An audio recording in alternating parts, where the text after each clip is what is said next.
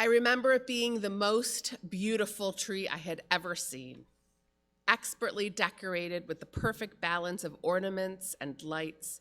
It stood in the center of the dining room so that wherever you were seated, it could be seen in all its splendor. They had fabulous chili and delicious sandwiches that we would split, something that included avocado. The Cedar Creek Inn restaurant in Palm Desert, California, was one of our favorite places to eat during our winter vacation trips. For many years, as I was growing up, my maternal grandparents wintered in the Palm Springs area and often brought us out during our December school break to thaw a bit in the sun. I have good memories of those trips. Lunches outside on the porch of their condo with the stunning San Jacinto mountain range as the backdrop for fresh seafood feasts, finished off with sticky dates from the palms that swayed overhead. We'd walk the hills of the golf course in the warm sunshine, a welcome respite from the frozen gray winter's doom that loomed over the Midwestern area. We'd explore area attractions, and when it was warm enough, even swim in the pool, a huge treat for my sister and me. Sometimes my aunt and uncle and cousins would join us, and we could all be there together. Most often, we enjoyed these trips over the Christmas holiday. As the world around us prepared for festive celebration, brightly wrapped packages with gigantic bows on display, flickering lights aglow, we enjoyed the cheer of the season. Always clear, though, as Jews. Christmas was not and is not our holiday. And even with this clarity, there was still a sweet anticipation of Christmas.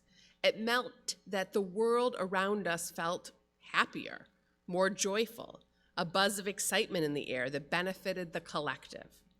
I remember one year we had dinner at the Cedar Creek Inn on Christmas Eve. The walkway was lined with striking poinsettia plants wrapped with oversized red iridescent bows. With the lights twinkling, people out and walking and laughing, I wondered in my 7 or 8-year-old mind, was it possible that Santa Claus would visit our condo? Maybe leave a little surprise, even for us Jewish kids?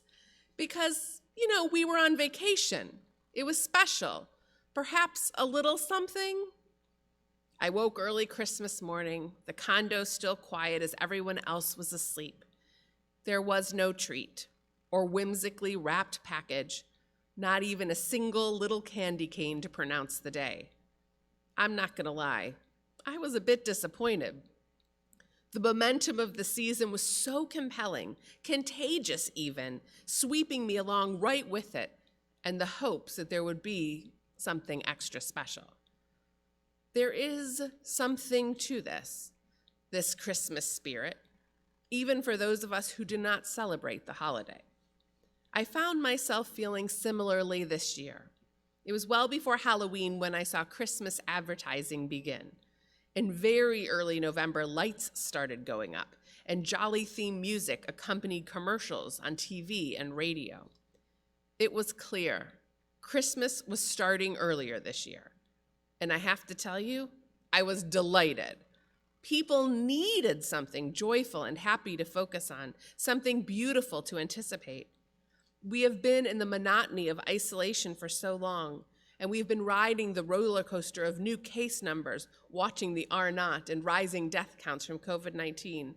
Our days have often run together, and we've been wrapped in sadness and fear, and really, for many of us, without a whole lot to look forward to. As Jews, we're constantly looking forward in anticipation of special days.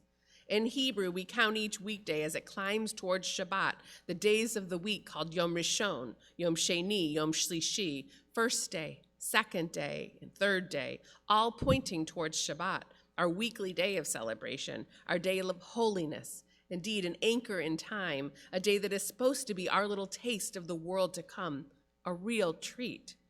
We count the Omer, the 7 weeks between Passover and Shavuot, keeping track of each day as we journey from redemption towards revelation, from our freedom towards covenant.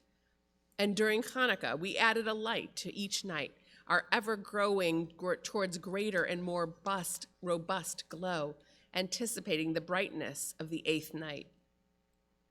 I'm not sure who said it, But one definition of happiness is having something to look forward to. It often occurs to me that the anticipation of special times is in and of itself something to be treasured. No, Christmas is not our holiday, but there is a palpable energy that it has been something good and happy and positive that so many have been looking forward to, a day people have been anticipating, especially amidst the darkness and loss and struggle that this past year has brought. There have been countless gestures and kindnesses of generosity leading up to this day, little gifts exchanged to thank and appreciate those who are near to us and add to our lives all year long. There have been cards and notes and greetings and good cheer from near and far. Yes, of course, there is great happiness that is the result of looking forward to the day for Christians who celebrate this day as their holiday, but I really think for all of us. Christmas brings so much with it. It is more than a religious observance for Christians. It is undeniably part of a season of goodness, a big part of that season for so many. A simple wish of Merry Christmas or Happy Holidays at the end of a conversation with a customer service rep or the cashier at the grocery store reminds us of the pleasantries and kindness that abound and often go unsaid. Like our Hanukkah lights, for so many, Christmas in general, and particularly this year, brought a message of hope and possibility. And we need all the hope we can get. And so many people woke up this morning to special gifts wrapped tight and feasted and enjoyed delicacies that are special. Those moments held the sweetness of anticipation of a good time, a tiny respite from worry and struggle. And for those of us who do not celebrate this day as the holiday of Christmas, the day brought something different for us too, something that we've likely been looking forward to, a bit more happiness maybe than we have felt in a while. Maybe it was the promise of Chinese food and a movie. Maybe it was the rare day off from work and time just to be without the demands of the world pushing us, a day we could all take a break and a breath as we near the end of 2020. Maybe just a day to count our blessings. This year's Christmas holiday does bring a message of hope. Religiously for Christians, of course, but also it is a time of hope as more and more people roll up their sleeves to receive a vaccine, the hope that the new year will be better in so many ways for all of us. In this season and always, let us be reminded that we are a people of hope, that we are a people who cherish our customs and traditions and history as we look forward and count towards what comes next. Let us find the happiness and sweetness that comes with looking forward to what's ahead and be part of ensuring that blessing for all. Shabbat Shalom.